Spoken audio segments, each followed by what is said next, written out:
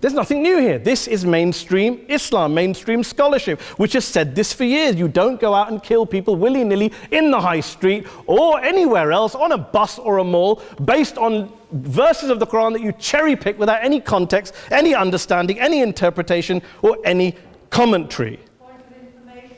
Please. What about stoning of women, for example, Well, it doesn't happen apparently.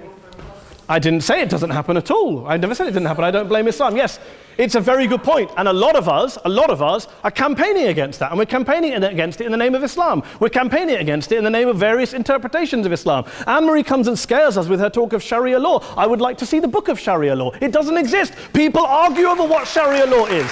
And you empower the extremists by saying there is only one version. You empower them all. I don't believe you took any interruptions, Anne-Marie, so I think you should stay there for a moment. Several countries. Here's what we're dealing with. Here's what we're dealing with.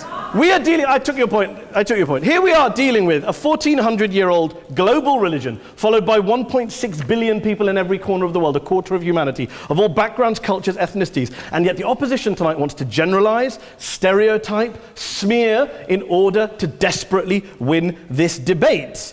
And here's my question, if we're going to generalize and smear. If, okay, people say yesterday's bombers, and we've got to be careful, there's a trial going on, were yesterday's attackers, motivated by Islam? Big debate. I don't believe they were. Let's say they were. Let's say Faisal Shahzad, the Times Square bomber, was motivated by Islam. Let's assume, for sake of argument, that Richard Reeves, the shoe bomber, was motivated by Islam. If Islam is responsible for these killings, if Islam is what is motivating these people, and Islam is therefore not a religion of peace, a religion of war, then ask yourself this question: why aren't the rest of us doing it? Why is it such a tiny minority of Muslims are interpreting their religion in the way that the opposition claim they are? Let's assume there are 16,000 suicide bombers in the world. There aren't. Let's assume there are for the sake of argument.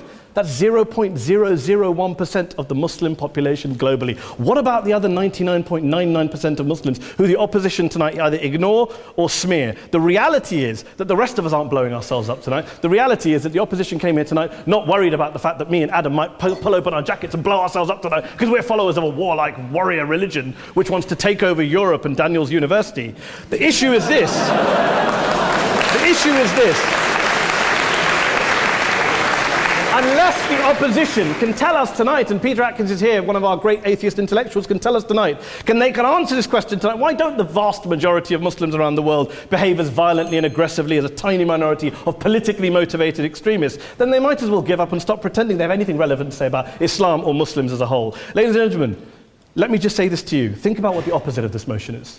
If you vote no tonight, think about what you're saying the opposite of this motion is. That Islam isn't a religion of peace, it's a religion of war, of violence, of terror, of aggression. That the people who follow Islam, me, my wife, my retired parents, my 6-year-old child, that 1.8 million of your fellow British residents and citizens, that 1.6 billion people across the world, your fellow human beings, are all followers, promoters, believers in a religion of violence. Do you really think that? Do you really believe that to be the case? They say that in the Oxford Union, the most famous debate was in 1933 when Adolf Hitler looked out for the result of the King and Country motion, where they voted against fighting for king and country, and Hitler was listening out for the result. Well, tonight, 80 years on, there are two groups of people around the world who I would argue are waiting for the result of tonight's vote. There are the millions of peaceful, non-violent, law-abiding Muslims both in the UK, Europe, Asia, Africa and beyond, who see Islam as the source of their identity, as a source of spiritual fulfillment, of hope, of solace.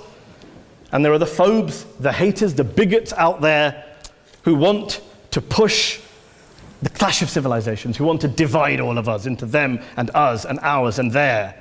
Ladies and gentlemen, I urge you all not to fuel the arguments of the phobes and bigots. Don't legitimize their divisions. Don't legitimize their hate. Trust those Muslims who you know, who you've met, who you hear, who don't believe in violence, who do want you to hear the peaceful message of the Quran as they believe it to be taught to the majority of Muslims, the Islam of peace and compassion and mercy, the Islam of the Quran, not of Al-Qaeda. Ladies and gentlemen, I beg to propose this motion to the House. I urge you to vote yes tonight. Thank you very much for your time.